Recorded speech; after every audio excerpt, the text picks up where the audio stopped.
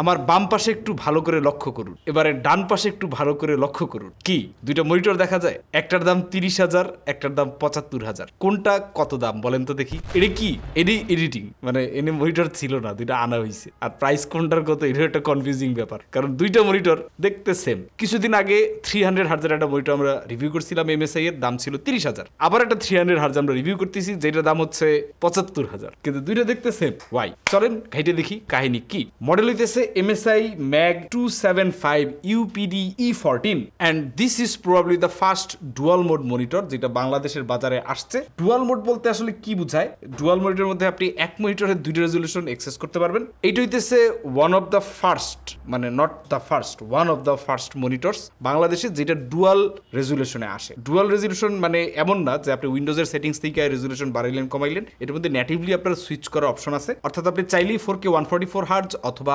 1080p 288 হার্জে চালাইতে পারবেন মনিটরটাকে। This is dual. এখন কোনটা কেন এটা আসলে আপনাদের ব্রিফ করার কিছু নাই, কারণ আই বিলিভ যে পিসিবির যত অডিয়েন্স আছে, ভিউয়ার আছে, তারা সবাই ব্যাপারগুলো বুঝে। 4K high resolution, refresh rate drop করতেছে, রেজুলেশন কমাই দিতেছেন, রিফ্রেশ রেট বাড়তেছে। যারা কম্পিটিটিভ গেমিং করেন তাদের অনেকের কাছে হাই রিফ্রেশ রেট প্রেফারেবল, যারা ট্রিপল এ গেম টেম খেলেন তাদের অনেকের কাছে high resolution matters, because texture, environment, এটার ফিল্ডে একটু বেশি পাওয়া যায়, সো ওইখানে রেজুলেশন অনেকে বেশি প্রেফার করে, নট FPS। আপনাদের সাথে আছে আমি অর্ণজামান, আপনারা দেখতেছেন পিসি বিল্ডার বাংলাদেশ, এবং এইটার ভিডিওটা অবশ্যই এডিট করা।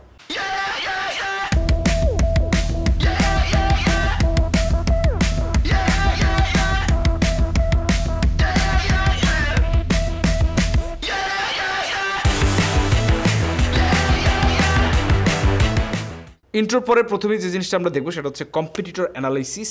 চলুন দেখি আর কি কি ডুয়াল মোডের মনিটর বাজারে আছে। টেকনিক্যালি এই মুহূর্তে আসলে শুধুমাত্র টাইটান আর্মিরই একটা সিমিলার মনিটর বাজারে আছে। এটার মডেল হচ্ছে P2711V 27 inch 4K FHD fast IPS dual mode gaming monitor, দাম হচ্ছে অনলি 49,000 টাকা। টাইটান আর্মি চায়নায় অনেক পপুলার, কিন্তু internationally not that much, but বেশ কিছু কান্ট্রিতে পাওয়া যাওয়ার কথা। কিন্তু MSI খুব ওয়াইডলি অ্যাকসেপ্টেড, এবং MSI এর দাম তো একটু বেশি হবেই।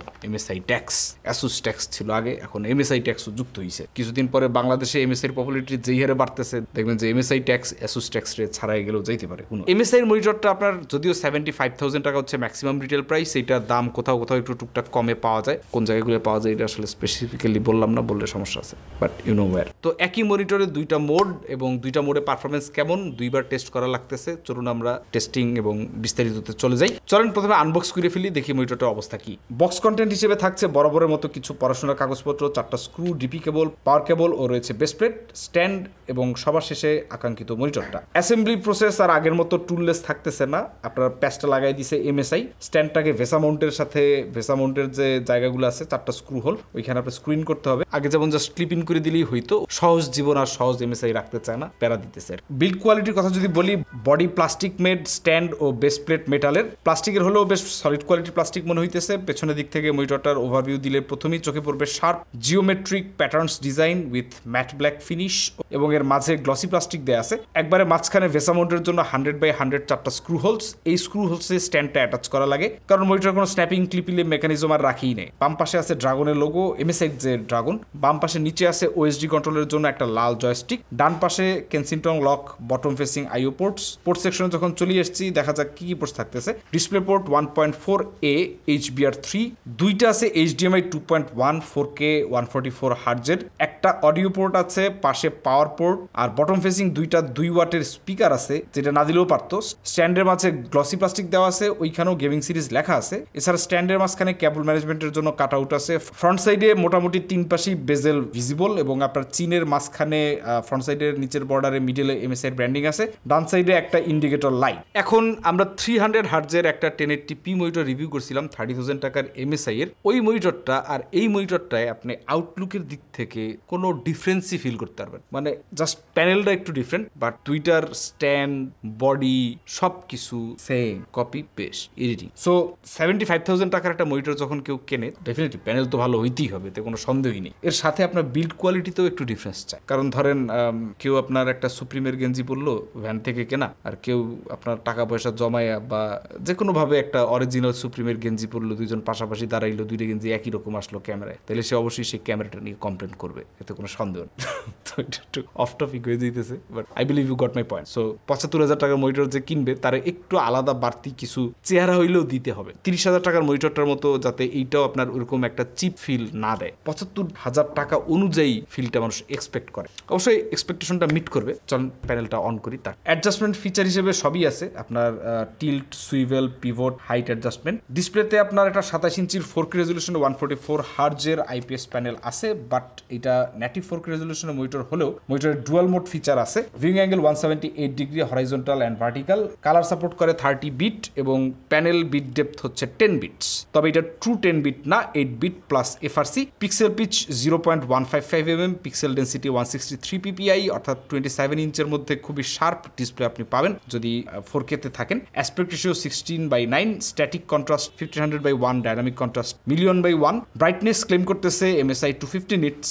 এর একটু let down to be honest, কারণ 75,000-এ আমরা অ্যাটলিস্ট 400 নিটস এক্সপেক্ট করি। যেহেতু ডুয়াল মোডগুলো মোস্টলি এখনও ফার্স্ট জেন বলতে পারেন, আপনার লাস্ট কম্পিউটেক্সে আমরা দেখে আসছি, সামনাসামনি খুব একটা দেখিনি, এখন দেখতেছি ফার্স্ট জেন ডুয়াল মোডে প্রবাবলি কিছু ইস্যুজ আছে, যেগুলা প্রবাবলি কিছু ইস্যুজ না, আপনার এই ধরনের কিছু ফিক্সিং আছে যেগুলা ওভার দ্য টাইম আপনার আরো স্টেবল হবে। কারণ 75,000 টাকার মনিটরে 400 নিটস দেওয়া যাবে না, এত কঠিন বা খারাপ দিন কোনোটাই কারো আসে নাই। প্রবাবলি আপনার কোনো একটা টেকনোলজিক্যাল লিমিটেশন এখনো আছে, বাট 300 নিটস একটা ডার্ক রুমে, মানে গেমিং রুমে ইট ওয়ার্কস। এবং 250 নিটস নিয়ে আপনার ডেডিকেটেড এইচডিআর মোড ক্লেম করার কোনো সুযোগ নাই, এইচডিআর সাপোর্ট লিখে রাখছে। কালার গামুড ক্লেম করা হয়েছে sRGB 130%, Adobe RGB 84%, DCI-P3 90%। Response time তারা ম্যাক্স ক্লেম করছে 1 ms এম্পিয়ার। ক্যালমেরে আমরা ফালাই দিলাম মনিটর, দেখা যাক কি পাওয়া যায়। আমরা পাইছি 99.5 sRGB, 82% Adobe RGB, 92.5% DCI-P3 এবং 80% NTSC। এরপর আমরা সেটিংস কিছুটা চেঞ্জ করি। sRGB মোডে আমরা 96.5% sRGB, P3 74.4%, NTSC 74.1%। sRGB মোডে আমরা ডেল্টা ই ভ্যালু পাইছি 3.97, ম্যাক্স 6.9। স্যাচুরেশন সুইপস টেস্টে sRGB কালার স্পেসকে টার্গেট করে অ্যাভারেজ ডেল্টা ই ছিল 3.73। ব্রাইটনেস টেস্টে আমরা 250 নিটস ক্লেম দেখছি, আমরা পাইছি 282। হাইয়েস্ট পিক ব্রাইটনেস আমরা পাইছি 320 নিটস।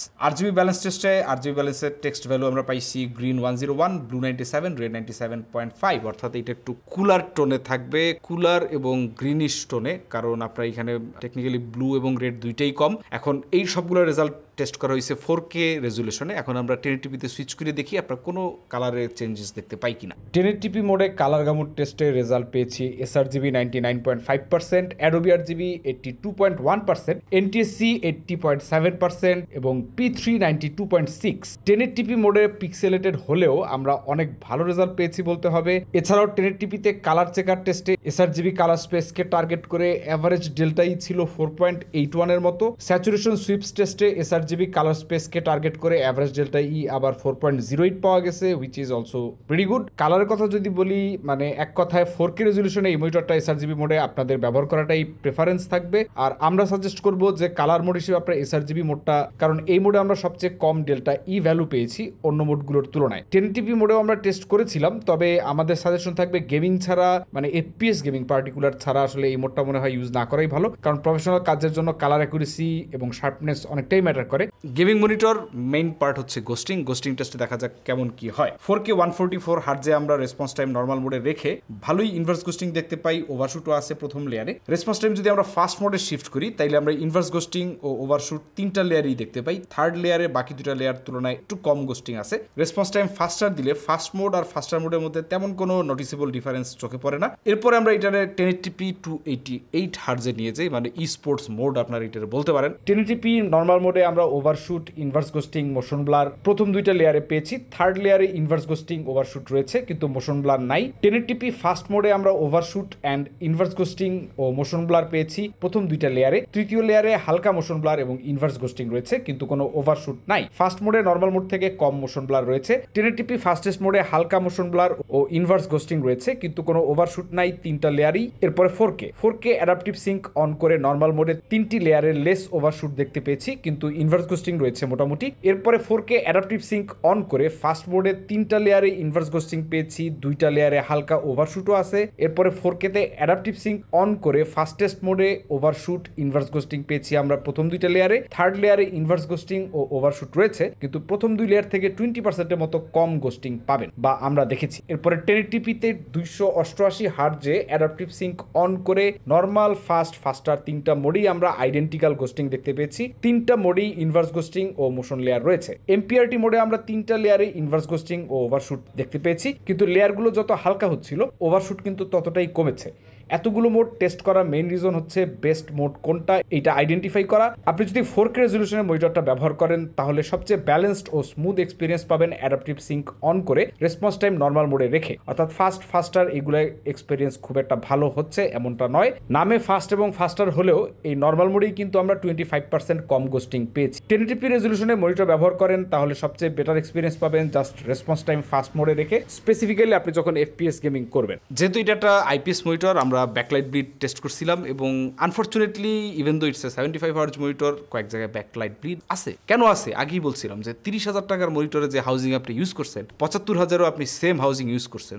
MSI তার কনস্ট্যান্ট বাজেট রেঞ্জের মনিটরগুলো কস্ট কাট করতে গিয়া বেশ কিছু মনিটরে এই ধরনের ইস্যুস নিয়ে অনেক আলোচনা হয়েছে, সোশ্যাল মিডিয়া হাউকা হয়েছে। 75,000-এ আমি কোনো ব্লিড দেখতে চাই না, at least within 2 years. So please guys work on this. Okay, আমাদের টেস্টিং মোটামুটি শেষ, আমরা একদম লাস্ট মোমেন্টে আসি। এক নজরে আমরা যদি প্রোজ এবং কনস দেখি, ডুয়াল মোড ফিচারের কারণে 4K 144 হার্জ থেকে 1080p 288 মোডে সুইচ করতে পারবেন। এখন এইটা কাদের জন্য এই ফিচারটা খুব বেশি মিনিংফুল হইতে পারে, তারা হচ্ছে আপনার একদম গেমিং ফোকাস, যাদের হৃদয়ে গেমিং আছে, বুড়ো হয়ে গেছে, 75,000 টাকা একটা মনিটর অ্যাফোর্ড করতে পারে, অবশ্যই বাপের পেটে পাড়া দিয়ে না, তো তারা এই মনিটরটা কিনবে এবং আপনার ডুয়াল মোডে খেলবে। যখন AAA টাইটেলগুলো খেলবে 4K 144 হার্জ, যদি সে আবার আপনার FPS গেম খেলে দেন সুইচ করে নিবে। সো এটা হচ্ছে তাদের জন্য। আর এর বাইরে অ্যাভারেজ আপনার content consumption day to day ইউজের জন্য this is more than good enough. Colour টালার গুড, ভেরি গুড। আর যদি কনসের কথা বলি, ব্রাইটনেস একটা ফ্যাক্ট, ব্রাইটনেস আর একটু বেটার হইতে পারতো। 250 নিটস 75,000-এ নোবডি, মানে এটা কেউ একসেপ্ট করতে চাইবে না সহজে। চালায় নেওয়া যায় ওইভাবে বললে অবশ্যই আপনি অন্ধকার রুমে 250 নিটস দিয়ে চলে, বাট মানে এত টাকাই যখন দিতেছি 100 নিটস কম নিব কেন, 150 নিটস কম নিব। আর যেটা হচ্ছে bleed not acceptable. I believe এটা ইউনিট স্পেসিফিক হইলে ভালো, কারণ নতুন কেউ বক্স থেকে কিনে এটা আপনার কেউ সহ্য করবে না, কেউ সহ্য করতে চাইবে না এত দামের একটা মনিটরে। So MSI should work on this. I believe যে এটা শুধু আমাদের ইউনিটি, আমি আর কোনো ইউনিটে এটা আছে এটা শুনতে চাই না। বাকি জিনিসগুলো থাকে এগুলো হচ্ছে নিট পিকিং করা, একদমই খোঁচাখুচি করা। যেমন আপনার স্ট্যান্ড মাউন্টিং সিস্টেম, ওইটা একটু ইজিয়ার ছিল, এটা এখন রাখে নাই, মানুষের একটু প্যারা দিতে চায়, দিলে ভালোই তো আর কি। মানে এটা একটা ইন্ডাস্ট্রি স্ট্যান্ডার্ডই হয়ে গেছে, অ্যাক্রস অল দ্য ব্র্যান্ড সবাই ওইটাই প্র্যাকটিস করে। মাঝখান থেকে MSI ডিফারেন্ট কিছু করতে গিয়ে মানুষের দিয়ে স্ক্রু করাই। আরেকটা জিনিস সেটা হইতেছে এই মনিটরটা প্রবাবলি আরো বেশ কিছু ফার্মওয়্যার আপগ্রেড লাগবে, কারণ যখন আমরা ডুয়াল মোডে সুইচ করতেছিলাম তখন মাঝে মধ্যে স্কেলিং ইস্যু হয়েছে। তো স্কেলিং ইস্যুটা ফ্রিকুয়েন্ট বলা যাবে না, আবার মানে ডুয়াল মোডে আপনি যখন ওয়ান ক্লিক ডুয়াল মোডই করবেন তখন আপনি এটা দেখতে চাইবেন না, এই ধরনের ইস্যু দেখলে পরে খারাপ লাগে। তখন আপনার উইন্ডোজটা রিস্টার্ট করলে আবার ঠিক হয়ে যায়, বাট এটা কোনো ফার্মওয়্যার আপডেট দিয়ে যদি ফিক্স করা যায় অথবা উইন্ডোজের সাথে যদি কোনো ইস্যু হয়, MSI should work on this things. Not only MSI, dual mode monitor এখন প্রবাবলি অলমোস্ট এভরি ব্র্যান্ডেরই আছে, বাংলাদেশে যদিও সবাই এখনো আনে নাই, তো সবাইরই প্রবাবলি এটা নিয়ে কাজ করা উচিত, কারণ ডুয়াল মোডে যখন দিচ্ছেন তখন আপনার এই ধরনের স্কেলিং ইস্যু কেউ দেখতে চায় না। দেখা হয় পরে কোনো ভিডিওতে, সে পর্যন্ত আল্লাহ হাফেজ।